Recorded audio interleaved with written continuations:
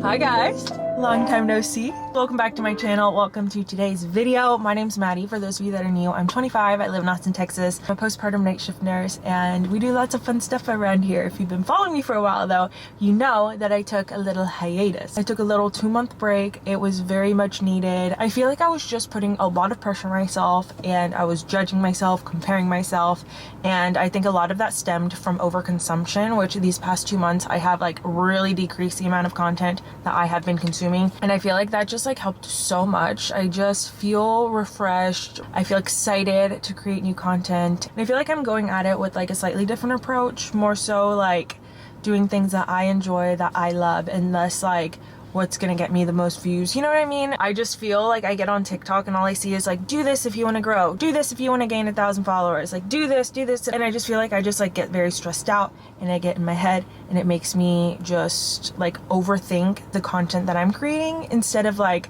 me creating content that brings me joy. You know what I mean? Like there needs to be a good balance. I don't know, but basically creating content stopped becoming fun and it became more of a like me thinking what's gonna get me the most views, and I like hated that. So I just like took a step back and I really did just some self-reflecting. I like really worked on my relationship with God, which that's a whole other story. I feel very whole and very ready to just create. And yeah, there's a lot that I have to update you guys on, being that it's been 2 months. A lot has happened in these past 2 months. I mean, not a lot, but like a decent amount to where I have to update you guys. Right now I am at the gym. I'm sitting at the Gold's parking lot. I need to drink my pre-workout and go hit back and bite it. Workout is done. I have been having amazing workouts lately. I think part of it is the fact that I started listening to like Christian music while I work out, so I just like feel more like empowered, if that makes sense. Here's the thing, when I would think of Christian music, I would think of like Hillsong Worship, Oceans, like the songs that you would hear like at church, but there are a lot of Christian rap songs that are like very good. If you're interested in my playlist, it's on Spotify. I'll have it linked in the bio. It's like really good.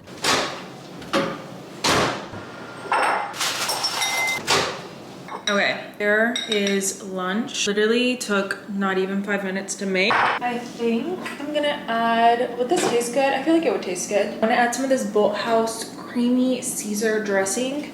So I'm just gonna add a generous amount. I'm gonna taste test this. I mean, I can't imagine it's gonna taste bad. Ranch goes with everything, but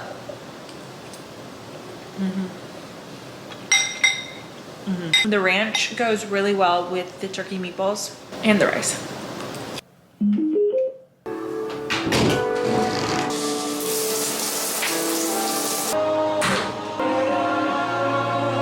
I kind of mentioned this in the car when I was at the gym, like how listening to Christian music during my workouts just made me have better workouts. I feel like that also applies to just like my day-to-day. Whenever I swap out secular music for Christian music, I just always feel uplifted and feel Jesus in my heart, you know what I mean? And that's not to say that I'll never listen to like Taylor Swift or like, you know, whatever. But I've just noticed a huge shift in just like how I feel mentally, physically, spiritually when I listen to Christian music. I wasn't gonna like go too deep into this, and I still don't think I necessarily am.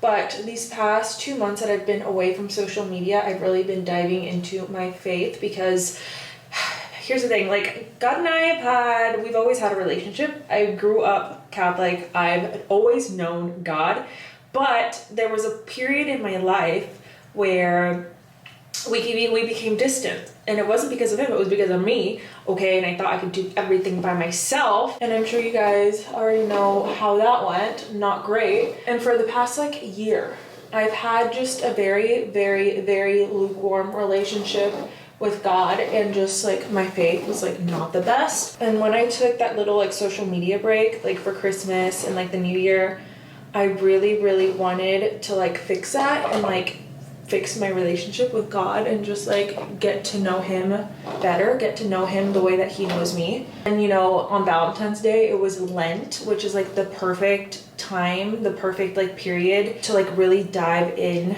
to my faith and like dive deep into prayer, almsgiving, and like just fasting from things that, you know, maybe aren't the best for me. So with all that being said, these past like 2 months, I've like been working on that, and I've just felt such a shift in my life. I don't know, it's just crazy because the way I feel right now and like just how full my heart feels, I'm just like, how was I missing out on that for so long? I cried like 6 times today just because I feel like God's presence, and it's just such an amazing feeling. Okay, here is the outfit for the grocery store. Nothing revolutionary, but here it is. I bring this bag from Lulu's. Completely forgot I had it, but it's super cute and it's like massive, so it'll fit the camera. Oh, I need to not forget my reusable bags. Always end up like forgetting to bring them, which like defeats the purpose. So I'm actually going to do what my mom always tells me to do, and I don't know why I haven't done it, but I'm gonna grab way more than I need and just leave the extra ones in my car. That way, if I forget my bags, I will always have extra. So we're gonna just keep all these in my car. I don't know why I didn't do this sooner. This seems like such a smart idea. I only need enough groceries for the next 2 days because I work tomorrow, which is Tuesday and Wednesday, and then I'm off Thursday, Friday, Saturday. So this should be quick. And then once I'm done grocery shopping, I can give you guys my update, my little life update. It's not necessarily like a massive life update, but I feel like it's gonna change my life a lot.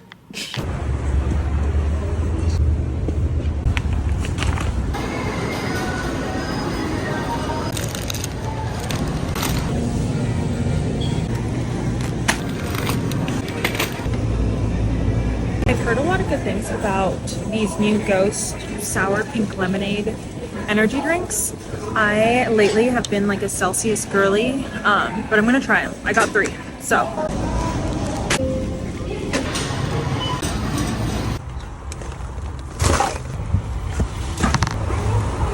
I got a little snack for the car. I got these drumroll little donuts. Pretty sure they're supposed to be like plant-based, so just keep that in mind if you want to try them. They're good. I like them, but you can definitely taste the plant-basedness of them, if that makes sense.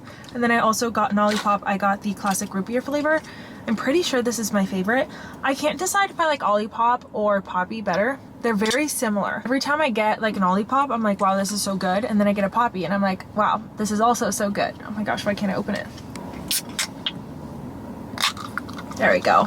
Okay, really quick before I take my groceries inside, since the lighting's a little bit decent right now, I'm gonna give you guys my little life update. It's not anything huge, okay? But as most of you know, I am a night shift nurse. I've been a nurse for almost 4 years, and for those 4 years, I have been on nights. I love nights. I love the workflow. I love the staff. I love that management isn't there. I love that we don't do discharges. I love the pay. I love everything about nights except, and it's a big except, I hate the way I feel outside of work. And it's mainly because of the sleep schedule. I'm constantly having to flip back and forth from a day shift schedule to a night shift schedule. And the other day I was thinking about it, and I like literally have not had a consistent sleep schedule in 4 years. Well, almost 4 years. which is just insane. And here's the thing, I really thought that my body was able to handle night shift, and I feel like it was for a while, but this past year I really started feeling the effects of working nights. I feel like it started affecting my mental health, my physical health. I feel like my hormones were starting to get weird, and I just always felt drained and sleepy. I slept so freaking much. I could never wake up past like 10 a.m. and I just like didn't like the way I felt. And I feel like for a while, like this past year, I was just like convinced that that's just how my body was. But then I was like talking to other people and I was like, okay, this is not normal. I think it's night shift. I literally think it's night shift. So about 3 weeks ago, I started really thinking about possibly switching to day shift. I talked to my coworkers that were on days. I was like, okay, be honest with me. Do you hate your life on day shift? And to my surprise, they all said it was fine. Like they literally, every single person I asked was like, my life got so much better when I switched from night shift to day shift. After some thought, I brought it up to my manager. I was like, how long is the list to get on to day shift? Because usually there is a list because so many people want to be on days. And she was like, oh no, there's no list. Like if you want to go to days, we'll put you on the schedule. So I was like, let me think about it. And she's like, yeah, just think about it, text me and let me know. And I just kept thinking about it and I was like, I think I want to do it. I think I want to do it. And so starting the week of March 17th, I will officially be a day shift girly. I'm so freaking excited. My life is about to be so much better. I already know. I feel it in my gut. My life is going to be so much better working day shift. Now will work be harder? Probably, because I have to do discharges and I'm going to have to like relearn a completely new workflow. However, my life outside of work is going to be so much better. I'm so excited for this new like phase in my life of working day shift. And I will definitely like keep you guys updated and let you guys know kind of how it's going. Okay, my camera, I'm about to run out of storage. So I'm gonna bring my groceries in and then we'll chit chat later. Okay, I just put in my groceries and I just thought of another little update that I can give you guys. This one's not necessarily like a life update, more so a reading update. I don't even remember where I was in the Throne of Glass series when I ended my like 12 days of Christmas. I'm pretty sure I was either on like Assassin's Blade or Throne of Glass, the first 2 books, but I have since finished the complete Throne of Glass series. And when I tell you, I love that series so stinking much.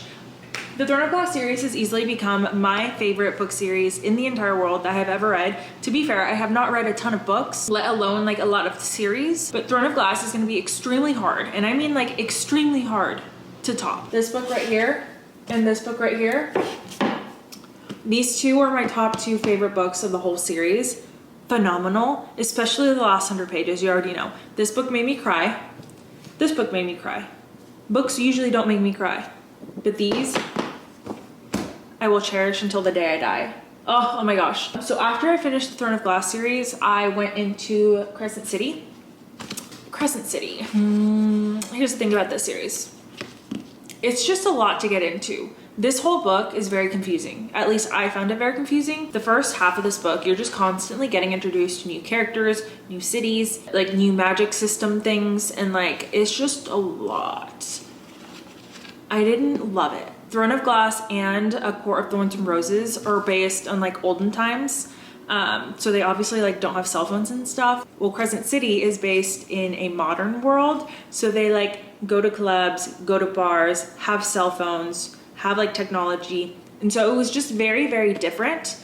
And I wasn't expecting that going into this book. So I read this book very slowly. I'm pretty sure I read 4 of the Throne of Glass books in the time that it took me to read one of these Crescent City books. But I read it, okay? I read it and then I read this book. And I was just very eager to get to the end of this book because I was on Book Talk and I knew kind of what was gonna happen at the end of this book. I knew that worlds were going to collide. So this one took me less time to read. I enjoyed it more than I did the first book just because I feel like I kind of knew what was going on a bit better. I didn't love it as much as like I thought I would, but it was still good. And then there's this one, which I still haven't read, mainly because these 2 books just didn't do anything for me. They didn't. I hate to say it, but it's true. And I've heard mixed things about this book as well. So I'm like, this is a big boy. It's a big book. Do I really want to make the commitment? I almost think I'm going to just buy the audiobook version and listen to it instead of like read it.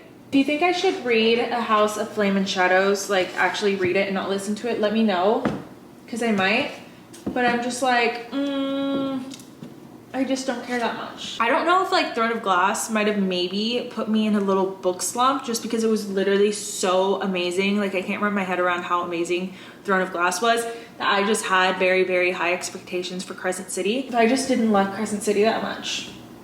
I didn't love it that much. I've also read this book right here, which is obviously not Sarah J Maas. It's The House Across the Lake. Very good thriller. It's like so tiny. Books like this now like seem like a breeze to me after reading like this. This is a few chapters of this book, you know what I mean? But I read this book, I really liked it. If you like thrillers, this one has a nice twist to it that I like genuinely was not expecting. I also read Nestlings, which is a horror book. This one was pretty good. It was kind of out there. Like I don't know what I was expecting going into it, but when I was reading it, I was like, that was like completely like left field. Like I did not think that that was going to be happening in this book. I also read Icebreaker. It's basically like a smutty romance, very smutty romance, and I really enjoyed that book. It was fun to read. I'm currently not reading anything right now. If you have any book recommendations that are like fantasy, high fantasy romance, let me know because I'm looking for a new book to read. That was my short, well, I should say long. That was my long little book update. It's about to be 6 o'clock. I like literally don't have anything to do for the rest of the evening except for cook dinner once Kevin gets home. So I'm gonna sit on the couch and watch Bridgerton. With like the talk of Bridgerton season 3 coming out, I like started rewatching it. I watched the first 2 seasons and now I'm watching the Queen Charlotte like prequel. I've been eating it up. Eating it up. I love it. And then I come into dinosaurs. Don't mind me, I just binged 3 episodes, which doesn't sound like a lot, but then you think of 3 hours worth of TV. And you're like, oh, that actually is a lot. I need to do laundry. Like, really bad. This is embarrassing. I work tomorrow night, and if I don't do laundry, I will not have clean scrubs. So that is on the agenda. Like, I have to do that right now.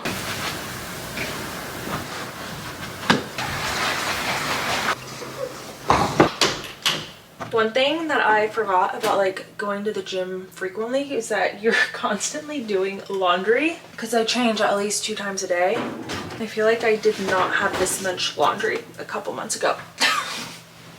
Now it's like literally all this gym clothes that I'm having to wash very frequently. I want to wash this sweater because I know I'm gonna want to wear it again. There we go. It's almost 9 o'clock and I need to cook dinner. You know, I feel like more times than not, I like cooking dinner. Like it's just, I enjoy it. Today, I don't want to do it. Luckily for me, I got some stuff that I can just put in the microwave. I'm gonna do, I'm gonna open it. A bag of these microwavable broccoli florets. And then I'm also gonna do just sweet potato that also goes in the microwave. I just put it in for 8 minutes. Now the only thing that I do have to cook is the chicken. I think I've mentioned this before, but if you're new and you have an HEB near you, the chicken breast tenderloins, buffalo style, are delicious. This is like the best flavored oh my gosh, I can't speak. This is the best pre-seasoned chicken that I have ever had. It tastes so good. Another thing I really like about these is that they're tenderloins, so they're already like cut up into small pieces and I don't have to grab a knife out and like chop them up.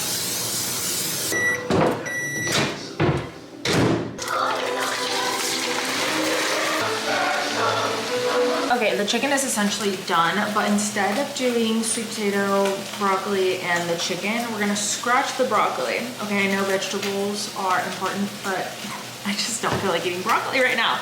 So I think instead of that, I wanna make it into a wrap. Let me show you guys what I'm talking about. So basically what we're gonna do, okay, I have these Mission Carb Balanced tortillas. We're gonna use this as like the base. I'm gonna chop up the sweet potato into little bits. Also do the same with the chicken. Mix it all together, right? And I have this Monterey Jack cheese. We're gonna shred it up and put it on the tortilla. Let it get all warm and melted. Then we're gonna top it off with some of this red hot buffalo sauce, as well as the Bolthouse Farms creamy Caesar dressing.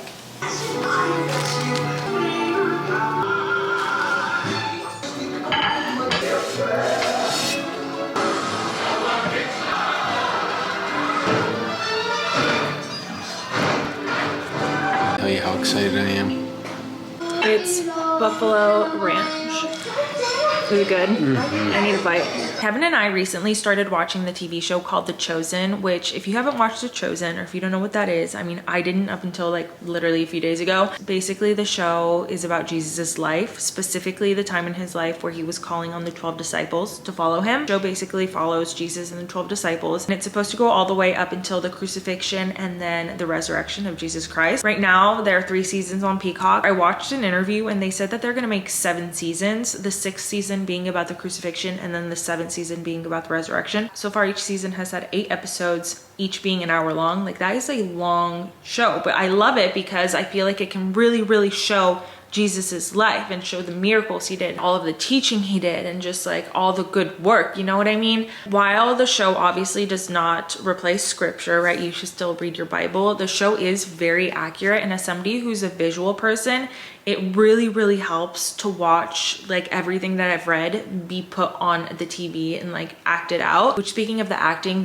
is incredible. I feel like with a lot of like Christian-based films, a lot of them just don't have the best budget and the acting isn't the best. And that is like definitely not the case for The Chosen. I mean, the actor that plays Jesus alone, like he is just incredible. He does such a good job at portraying Jesus. I feel like that is such a hard role to play. And I can only imagine how hard that's been for him as an actor, but it is just honestly incredible. And one of my favorite things about it is the fact that the show really shows Jesus's humanity. Because, you know, in the Bible, it says that Jesus is fully man and fully God. And I feel like sometimes we forget that like fully human part, and the show just does a really good job, especially, I mean, literally 5 seasons of just him and the disciples. You really like can see how he interacted with the 12 disciples. Obviously it's a TV show, but still, you know, I mean, it's literally in scripture. The show is basically the gospel. So a lot of the things that I'm seeing, I've obviously read about, but like almost every night I go to bed eager to wake up and read the story of what I just watched. And it's just incredible. And I know this show has like moved people. I know it's changed people's lives. Like I have no doubt in my mind that it has a positive effect on like literally everybody that watches the show. But if you're looking for a new TV show to watch and you want something that, you know, is more uplifting, about Jesus, I highly recommend it. Highly recommend it. So yeah, we're gonna watch this, and then, I mean, that's probably what we're gonna do for the rest of the night, if I'm being honest. And then the Greeks and the Romans turned it into a place of worship for a healing cult of Asclepius. Very good, son. How do you know this stuff? James isn't the only one who reads. John, you should try it.